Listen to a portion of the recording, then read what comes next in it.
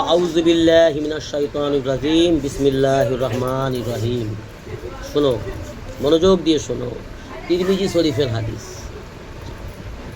তিরমিজি শরীফের হাদিস। হাদিস শব্দের অর্থ কি? ইতিহাস।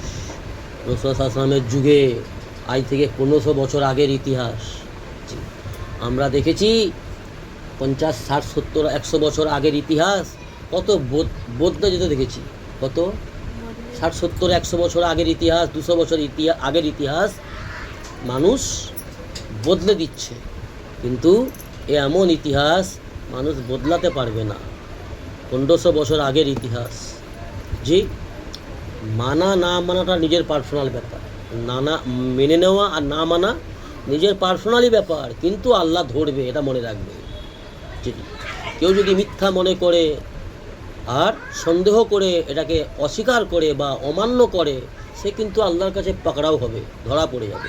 আর এই কথাগুলোকে যদি কেউ সত্য মনে করে স্বীকার করে আর এই পরিমাণে যদি আমল করে, এই ভিত্তিতে যদি আমল করে, সেই ব্যক্তি ভাগ্যবান, সেই ব্যক্তি সফল কামিয়াব। বুঝে আসছে?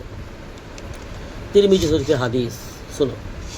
হযরত সাদ্দাদ ইবনে আউস রাদিয়াল্লাহু তাআলা আনহু হইতে বর্ণিত আছে। হযরত সাদ্দাদ ইবনে আউস রাদিয়াল্লাহু তাআলা আনহু হইতে বর্ণিত আছে, রাসূল পাক সাল্লাল্লাহু আলাইহি ওয়াসাল্লাম বলিয়াছেন। ভালো করে শোনো, মনোযোগ দিয়ে শোনো, খুব গুরুত্বপূর্ণ কথা। হযরত সাদ্দাদ ইবনে আউস রাদিয়াল্লাহু তাআলা আনহু হইতে বর্ণিত আছে হাদিসটি। রাসূল পাক সাল্লাল্লাহু আলাইহি ওয়াসাল্লাম বলিয়াছেন, বুদ্ধিমান ওই ব্যক্তি, কে বলছে?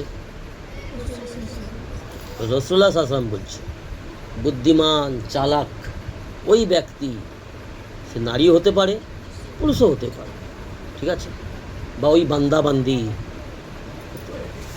বুদ্ধিমান ওই ব্যক্তি যে নিজের নফসের হিসাব লইতে থাকে।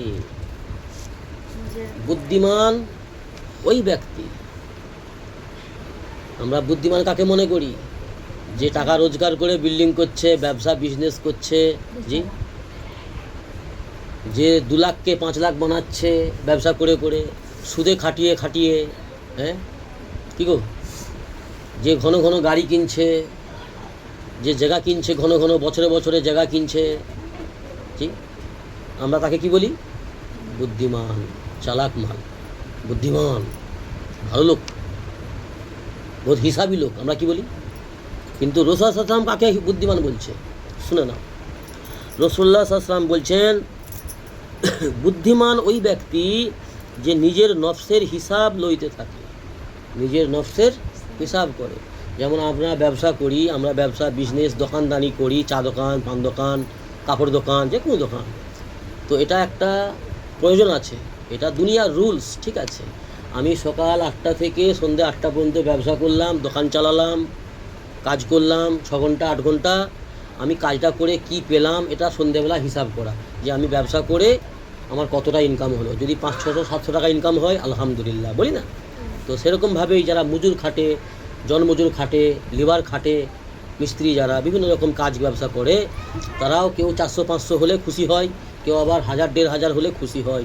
তো এটা দুনিয়ার হিসাব, দুনিয়ার ব্যবসা বিজনেসের হিসাব নেওয়াটা এটা প্রয়োজন রয়েছে, এটা জি দুনিয়ার প্রয়োজন। কিন্তু বুদ্ধিমান ওই ব্যক্তি যে নিজের নফসের হিসাব নেয়, যে 24 ঘন্টার জীবনটা, এই শাহজাহান, আমি নিজেকে নিজে জিজ্ঞাসা করা, তুমি নিজেকে নিজে জিজ্ঞাসা করবে, নিজের মনকে জিজ্ঞাসা করবে, নিজের মনকে জিজ্ঞাসা করবে, সে হচ্ছে বুদ্ধিমান। আমি নিজের মনটাকে জিজ্ঞাসা করব, ভাববো মনে মনে কি, যে আমি 24 ঘন্টার সময় অতিবাহিত আমাদের হয়ে যাচ্ছে এমনভাবে যেমন 1 ঘন্টা। আজ এখন বাজে রাত্রি 9টা 15, আগামীকাল রাত্রি 9টা 15 বাজতে দেখবে মনে হবে যেন এই তো একটু আগে তালিম করছিলাম, আবার তালিম করা হবে কালকে। তো এখন একটা দিন 1 দিনের সমান, 1 ঘন্টার সমান হয়েছে, একদিন 1 ঘন্টার সমান হয়ে গেছে। রাসূল সাল্লাল্লাহু আলাইহি ওয়াসাল্লামের হাদিস, কিয়ামতের আগে একটা নিশানি, কিয়ামতের নিশানি, ওয়াক্ত ছোট হয়ে যাবে, সময় ছোট হয়ে যাবে। 1 বছর 1 মাসের সমান, 1 মাস 1 সপ্তাহের সমান, আর 1 সপ্তাহ 1 দিনের সমান, আর একদিন 1 ঘন্টার সমান, 1 ঘন্টা 1 মিনিটের সমান হবে। কেয়ামতের আগে এগুলো আলামত, কেয়ামতের আলামত। আর এগুলো আমরা বাস্তবে একটু ভাবনা চিন্তা করে যদি দেখি, একদম অলরেডি কেয়ামত একদম নিকটবর্তী। সমস্ত নিশানি কম বেশি দেখা গেছে, শুধু 2-4টা বড় বড় নিশানি বাকি আছে, বাস তারপরে সব শেষ হয়ে যাবে, ধূলিসাৎ হয়ে যাবে। তো আমাদেরকে কি করতে হবে? নফসের হিসাব নিতে হবে। শাহজাহান, তুই 24 ঘন্টার সময় তোর পার হয়ে যাচ্ছে, অতিক্রম করে চলে যাচ্ছে, তোর বয়স থেকে একটা দিন কমতেছে, 24 ঘন্টা কমতেছে। আমাদের বয়স বাড়ে না, কমে। আমাদেরকে একটা হায়াত আল্লাহ পাক মেপে দিয়েছে, জি, আমাদেরকে একটা সময় আল্লাহ মেপে দিয়েছে। সেই সময় থেকে 24 ঘন্টা 24 ঘন্টা 24 ঘন্টা একদিন করে ঘটতেছে। তো আমি এই যে একদিন করে ঘটে যাচ্ছে মানে কমে যাচ্ছে, শাহজাহান তুই 24 ঘন্টা সময়টা কোথায় কাজে লাগালি? তুই মনে কর একবার, তুই চিন্তা করে দেখ, 24 ঘন্টার মধ্যে তুই 1 ঘন্টা আল্লাহর ইবাদত করেছিস? এটা হিসাব, এটা মনে করতে হবে, নিজেকে ভাবতে হবে। এরকম হিসাব দিতে হবে, নিজের নফসের হিসাব দিতে হবে। তুই কত মিথ্যা কথা বলেছিস সারাদিনে? তুই কোন পথে রোজগার করেছিস? তুই কোন মানুষের সঙ্গে ভালো ব্যবহার করেছিস, কোন মানুষের সঙ্গে খারাপ ব্যবহার করেছিস? আল্লাহর হুকুম কতটা পুরা করেছিস? কতটা রাসূল সাল্লাল্লাহু সুন্নত মেনে চলেছিস? কতটা রাসূল সাল্লাল্লাহু সুন্নতের খিলাফ মনমানি করছিস? শয়তানের ধোকায় পড়ে জুয়া খেলছিস, মদ খাচ্ছিস, গেজার আড্ডায় বন্ধু ইয়ার বাজ দিয়ে ফ্রি ফায়ার, নোংরামি, জি, আল্লাহর হুকুম ছেড়ে, হ্যাঁ, পাগলের মতন দিশাহারা হয়ে দুনিয়া উপার্জন করছে। আজকে সমাজে আছে না নেই? তো নফসের হিসাবে, তো বুদ্ধিমান ওই ব্যক্তি, রাসূল সাল্লাল্লাহু আলাইহি ওয়াসাল্লাম বলছে, বুদ্ধিমান ওই ব্যক্তি যে নিজের নফসের হিসাব লইতে থাকে এবং মৃত্যুর পরবর্তী জীবনের জন্য আমল করে। বুদ্ধিমান ওই ব্যক্তি, কটা গুণ থাকবে তার মধ্যে? একটা গুণ কি? যে নিজের নফসের হিসাব নেয়, নিজের নফসের হিসাব নিজে নেয়। যে তুই শাহজাহান 24 ঘন্টায় কী করেছিস, তুই বল, কী কাজ ভালো করেছিস, কী কাজ মন্দ করেছিস, হিসাব নিজে হিসাব দিতে হবে, 1 নম্বর। দ্বিতীয় নম্বর কি? মৃত্যুর পরবর্তী জীবনের, এই দুনিয়ার জীবনে আমাদের মৃত্যু আছে, এর পরে কিন্তু আর মৃত্যু নেই। আখিরাতের জীবনে মৃত্যু আসবে না।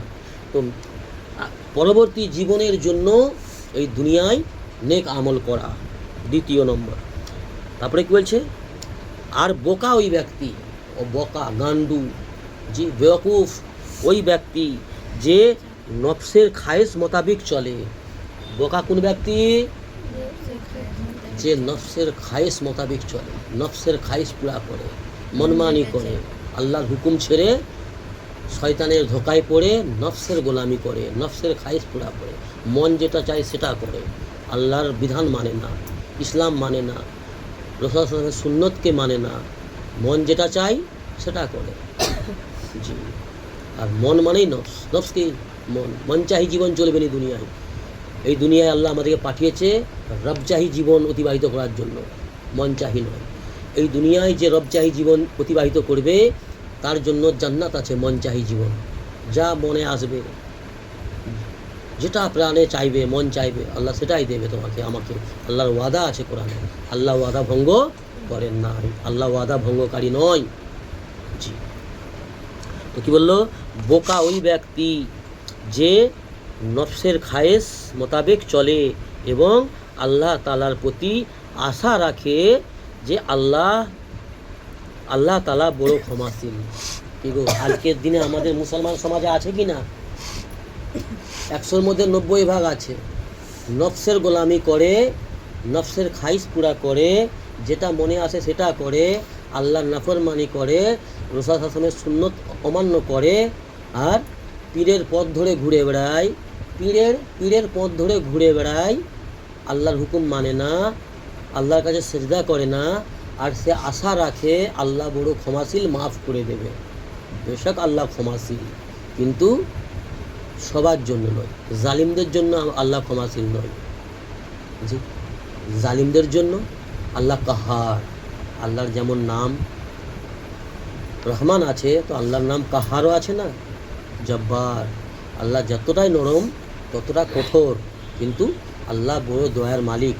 তবে আমাদেরকে চেষ্টা করতে হবে বেশি বেশি নেক আমল করা। তারপরেও আমাদের অজান্তে ভুল হবে, সেটা আল্লাহ মাফ করবে, এটা আশা রাখতে পারো। তো আল্লাহর ইবাদত করো। এই নয় যে সারা বছরের পর বছর আল্লাহর কাছে সেজদা করবো নি, একবার ঈদ পড়বো। আর ঈদ ফরজ নয়, ঈদ হচ্ছে ওয়াজিব। ঈদ না পড়লে গুনাহ নেই, কিন্তু ফরজ ছাড়লে গুনাহে কবিরা। ফরজ ছেড়ে দিয়ে বছরে একবার ঈদ পড়া, তাও শরীর পাক করতে জানে না, পাক নাপাকের কোনো হুঁশ নেই, রাসূলুল্লাহ সুন্নতের ব্যাপারে কোনো এলেম নেই, আর সে আল্লাহর উপরে আশা রাখে। আল্লাহ আমাদের দিন ইসলামের সহি বুঝ দান করুন এবং দিন ইসলাম মোতাবিক জীবন অতিবাহিত করার তৌফিক দান করুন। আল্লাহুম্মা আমিন। আল্লাহ আমাদের আখিরাতের ফিকির করার তৌফিক দান করুন। আল্লাহ আমাদেরকে সত্যিকার অর্থেই বুদ্ধিমান বানার তৌফিক দান করুন, বুদ্ধিমান হওয়ার তৌফিক দান করুন। আল্লাহুম্মা আমিন। সুবহানাল্লাহি ওয়া বিহামদিহি, সুবহানাকা আল্লাহুম্মা ওয়া বিহামদিকা, ওয়া নাস্তাগফিরুকা ওয়া নাতুবু ইলাইক। সুবহান রাব্বিকা রাব্বিল ইজ্জাতি আম্মা ইয়াসিফুন ওয়া সালামুন আলাল মুরসালিন, আলহামদুলিল্লাহি রাব্বিল আলামিন।